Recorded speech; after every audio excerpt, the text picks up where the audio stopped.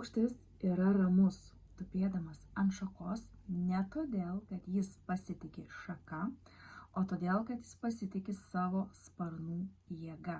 Lygiai taip pat ir žmogus.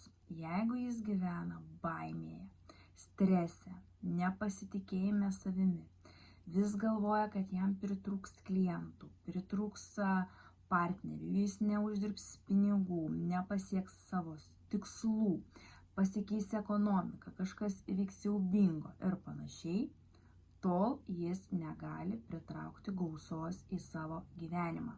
Ir tik tada, kai žmogus tampa savimi pasitikintis, žino, kad jam pasiseks realizuoti savo svajones, įgyvendinti tikslus, kad ir kas benutiktų, tada jis lengvai pritraukia gausą į savo gyvenimą.